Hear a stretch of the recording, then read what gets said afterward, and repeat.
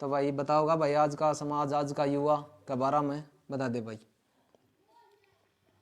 आप सभी श्रोताओं से मुखातिब होते हुए मैं कहता हूं कि युवा कोई उम्र नहीं है, यह तो एक सकारात्मक सोच है जो कि एक मतवाले हाथी की भांति निरंकुश, तूफानी बरसात की तरह प्रलंकारी, प्रबल प्रचंड, भैरवी संगीत की तरह मधुर, उज्जवल प्रभात की शोभा, संध्या की वेला, चंद्रमा की शीतलता, जेठ की तपती दोपहरी का ताप व ज्वालामुखी की दहकती आग है। आज का विषय युवा नेतृत्व नहीं, युवा नेतृत्व में सतत विकास है, जिसकी परिकल्पना एक वट वृक्ष की भांति की जा सकती है, जिसकी जड़ें हैं हमारी भारतीय पुरातन संस्कृति, जिसका तना है हमारे लोकतांत्रिक मूल्य, जिसकी शाखाएं हैं सबका साथ, सबका विकास, सबका विश्वास, युवा कौशल जिसकी पत्तियां हैं और जिसे सींचे हम अपने परिश्रम से और फलस्वरूप मिले हमें एक अद्वितीय, अनोखा, अनूठा विश्व गुरु भारत। राष्ट्रीय एकता, एकजुटता, राष्ट्रीय एकता, एकजुटता विश्वास के साथ सार्थक प्रयास होगा।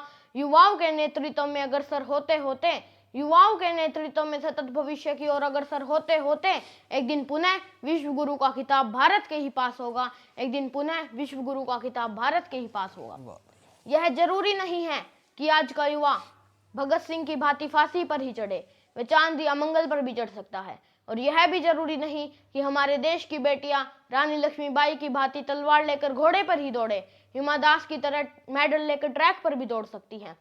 हम सब युवाओं को आज़ादी के आंदोलन में अपने योगदान देने का अवसर नहीं मिला, परंतु आज आवश्यकता है अपने अंदर की शक्ति को पहचानने की, क्योंकि हमारे प्रेरणा स्रोत स्वामी विवेकानंद जी कहते थे कि यदि मुझे 100 ऊर्जावान युवा मिल जाए तो मैं इस देश की दिशा व दशा दोनों को बदल दूं।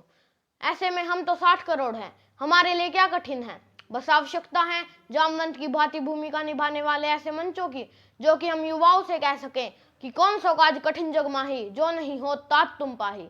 बस आवश्यकता है युवा को यह जानने की कि वह क्या कर सकता है।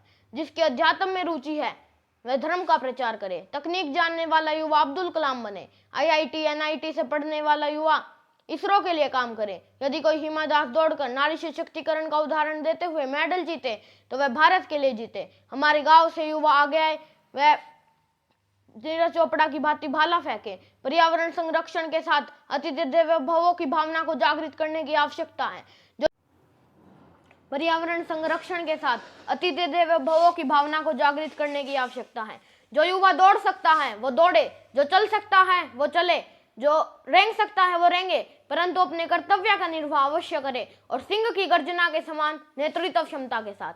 हमारे भारत देश में लगभग 65% युवा हैं। यदि सब एकजुट हो जाएं तो हमारे लिए क्या कठिन है। हम सब युवाओं को जागना होगा व इस उज्जवल भारत का निर्माण करना होगा। यहाँ पर एक प्रश्न उठता है कि क्या आज का युवा जागा हुआ है? उत्तर है नहीं। आज का युवा अग्रसर तो है, परंतु राष्ट्रहित की ओर नहीं, अपितु पश्चिमी सभ्यता की ओर। एक शोध के अनुसार बताया गया है कि हमारे देश में सबसे अधिक युवा हैं और हमारे ही देश में सबसे अधिक युवा डिप्रेशन में हैं। इसका हमें यदि एक उज्जवल भविष्य का निर्माण करना है तो हमें एक युवा का निर्माण करना होगा। इस पर एक महान व्यक्ति अपने विचार प्रकट करते हुए कहते हैं कि we can not always build future for our youth, but we can build our youth for the future. इसका अर्थ है कि हम युवाओं के लिए भविष्य तो नहीं बना सकते, परंतु भविष्य के लिए युवा अवश्य बना सकते हैं। इसलिए मैं आप सभी का आह्वान करता हूं कि उठो जवान, कि उठो जवान, देखो ये वसुंधरा पुकारती, कि उठो जवान, देखो ये वसुंधरा पुकारती, ये देश है पुकारता पुकारती माँ भारती, ये देश है पुकारता पुकारती माँ भारती। अंत में अपनी वाणी को विराम देते हुए व युवाओं को संबोधित करते हुए मैं कहता हूं कि आओ चलो चलकर आगाज करते हैं, आओ चलो चलकर आगाज करते हैं, जो चल रहा है उसे छोड़कर एक नई शुरुआत करते हैं। अरे अभिव्यक्ति आजादी की लड़ाइयाँ तो बहुत लड़ ली हमने, आओ चलो चलकर राष्ट्रहित में कुछ बात करते हैं, आओ चलो चलकर राष्ट्रहित में कुछ बात करते हैं। जय हिंद, जय भारत।